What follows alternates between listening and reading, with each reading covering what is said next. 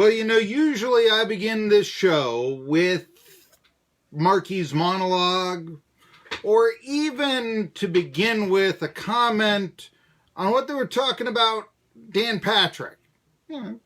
Everybody talking about, Ron Acuna and all that. But it's race week. Qualifying is going on. They've opened up the track 3 hours ago there at BMS. And coming from just a couple of hours old, this story, Kasey Kahne will retire after 15 Cup seasons. Only 38 years old, once the heartthrob. He was one of the original young guns when they first started mentioning that, and an absolute heartthrob in NASCAR racing. But what have you heard from him lately? I mean, he's got 18 victories, but when was the last one? He says, I'm not sure what the future holds for me, but I'm at ease with the decision that I've made. Former Hendrick Motorsports driver had a playoff clinching victory at Indianapolis Motor Speedway, the Brickyard, last year.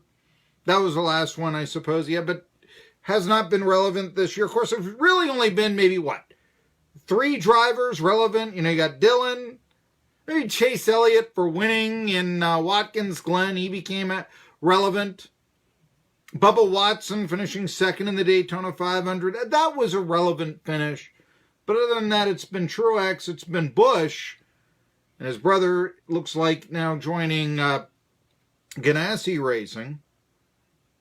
And it's, of course, been Harvick all year long. So Kahne signed on with the Levine Family Racing in 2018. Guys are not finding sponsors. Then again, I'm not sure that's the worst thing in the world that can happen in NASCAR.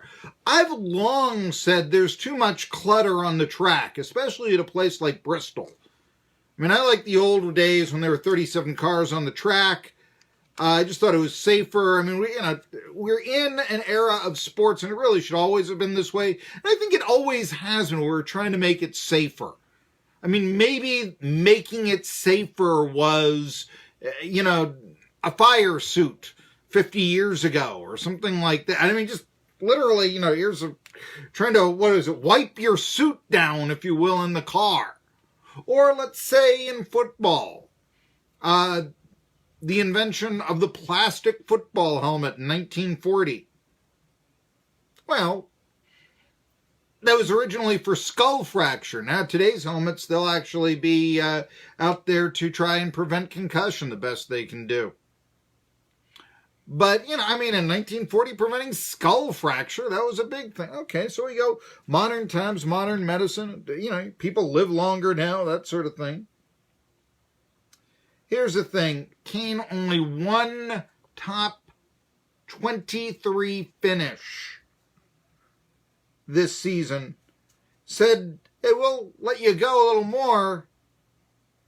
But no, he's got, just like Elliott Sadler, so I want to spend time with my family. Okay, Kahne says, I want to spend time with my son. The highs didn't outweigh the lows. The grueling schedule takes a toll on the quality of your life. I need to spend some time doing the things I enjoy and love.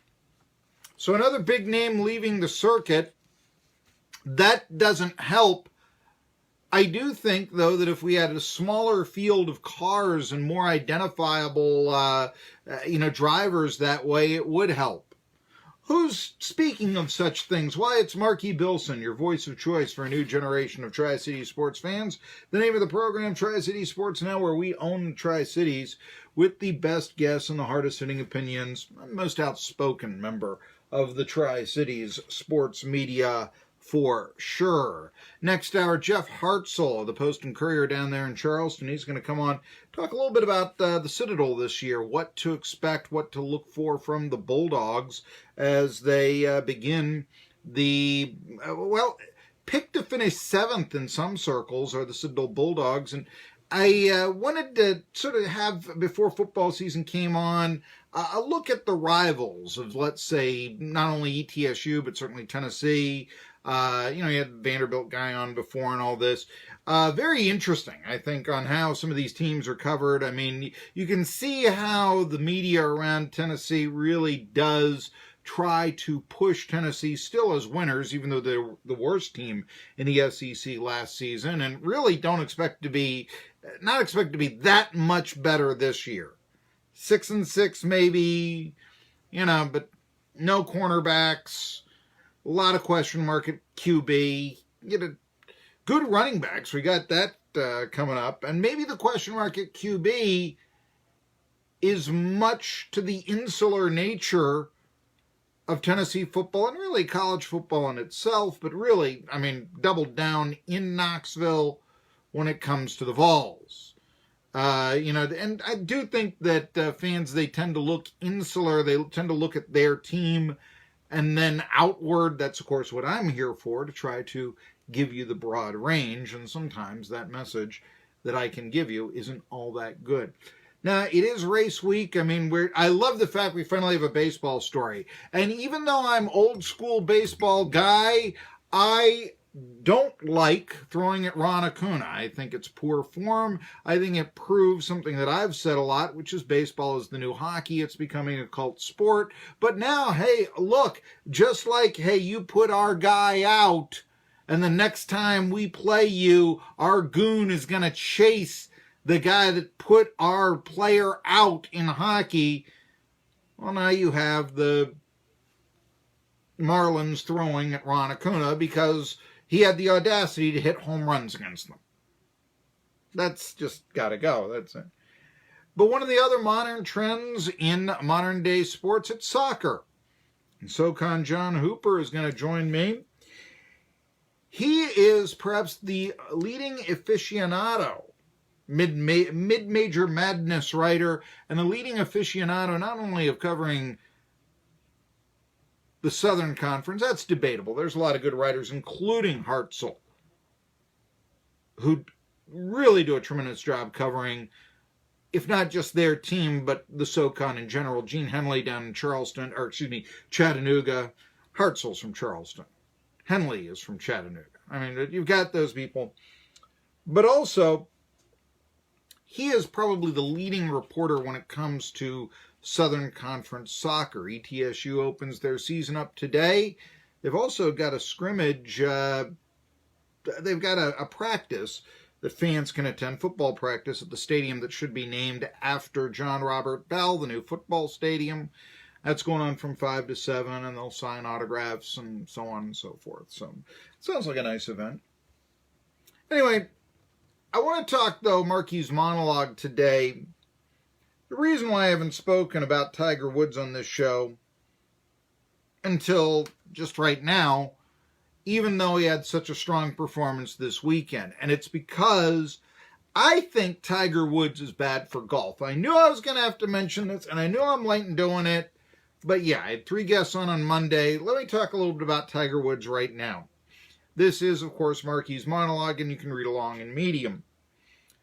For the past 20 years, even when Woods wasn't playing, golf was Tiger and everybody else. Few achieve notoriety, let alone stardom, due to Tiger's presence. And because of that, when Tiger Woods had his demise, so did golf. Being race week, there is some talk that actually was also the case after Dale Earnhardt passed away. There was, I've heard the idea the death of Earnhardt actually caused a boom of interest in NASCAR racing, and then, just like anything, he's obviously not coming back, and then a trickle-down effect, and then the gimmicks starting to go into place, the car of tomorrow, where you didn't have any identity. I really, to this day, I'm not a fan of the playoff chase. I don't think that it's going to go anywhere. But it really has de-emphasized Bristol Motor Speedway, in my opinion. And it has, but not just because of a homer view, because it's de-emphasized the local track. It's made 10 races more important than the other 26. Let's face that fact right now. And those 10 races generally occur at a time when, guess what? The lay fan is watching football. Anyway, like I say, okay, so Earnhardt goes away. Mike Tyson goes away in boxing. Where are the stars, you know? And that's what I ask. When Tiger Woods had his demise, so did golf. I think there's some of that with Pete Rose in baseball, to be brutally honest with you.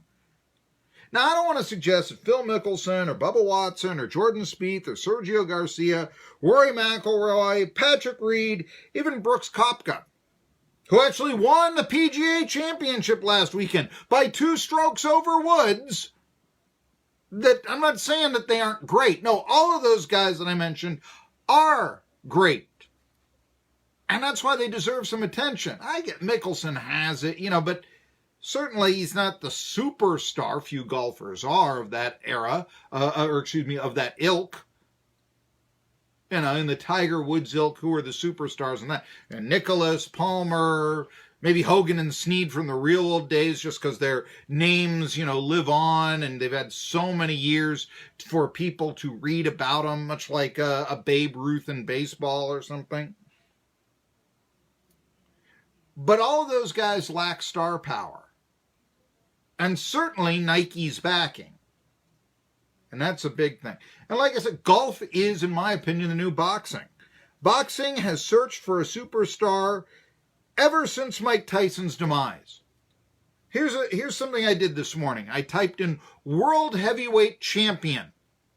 Because to be honest with you, I wasn't sure who it was. I thought it was still Vladimir Klitschko because, you know, Mr. Hayden Panettiere, who obviously is more popular than her Hall of Fame boxing husband. I typed in World Heavyweight Champion. You know what came up? The WWE. In fact, the first 2 listings were not for boxing, but rather for pro wrestling and World Heavyweight Champion. By the way, in case you're wondering, the heavyweight champ, and I mean, yeah, there are 3, but it's pretty much universally accepted. The heavyweight champ now is Anthony Joshua.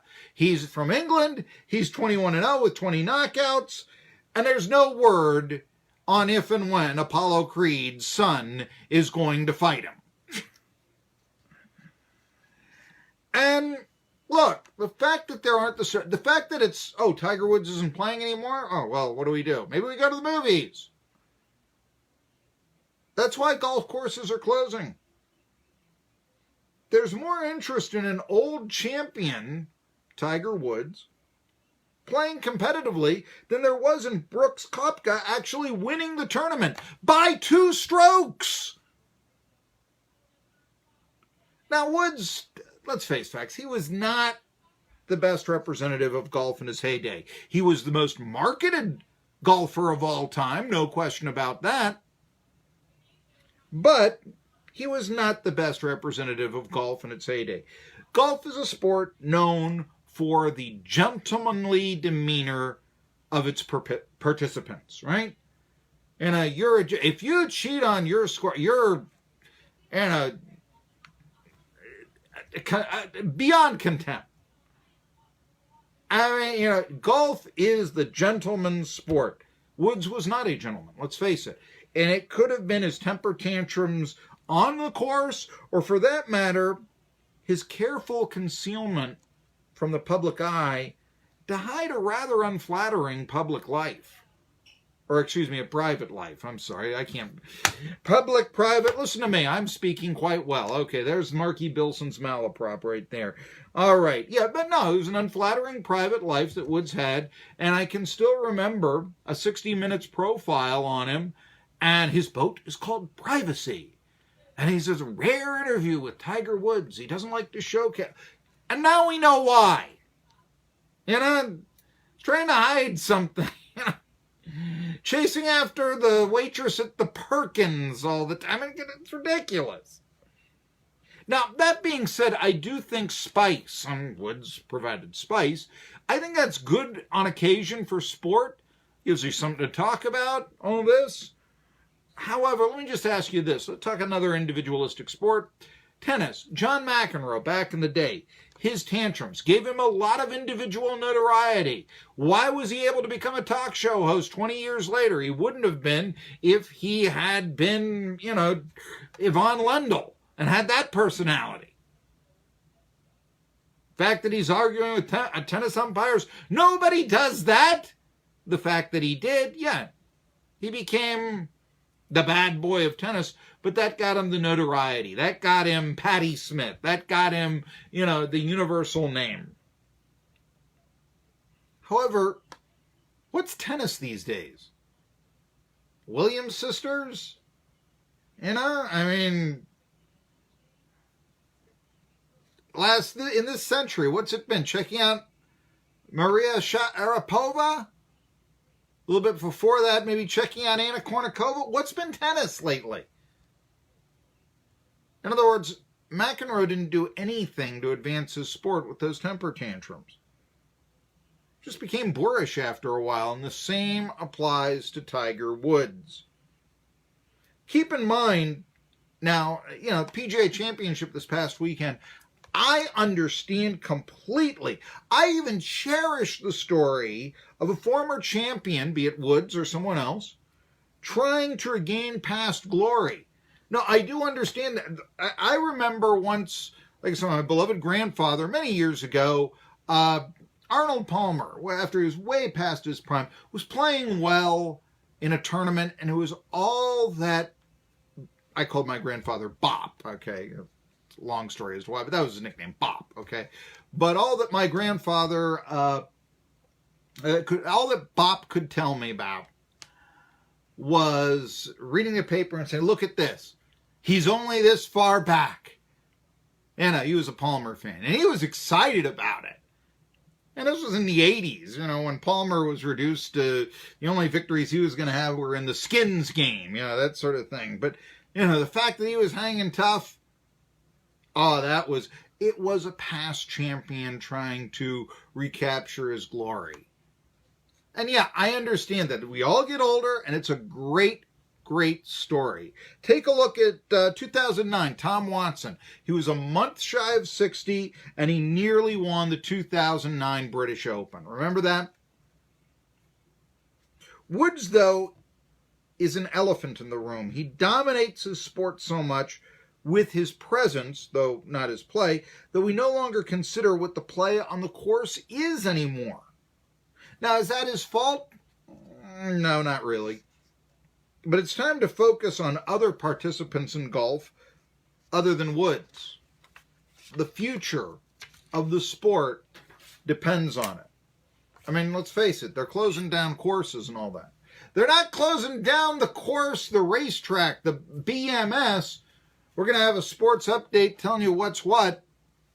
We're also going to be looking at, the latest NASCAR news. Remember, Kasey Kahne, this is his last season. Last chance to see him in Bristol will be this weekend. He is retiring. And, of course, more. I'll talk about the baseball news, Ron Acuna, and more. Tri-Cities Sports Now with me, Marky Billson. To the city street.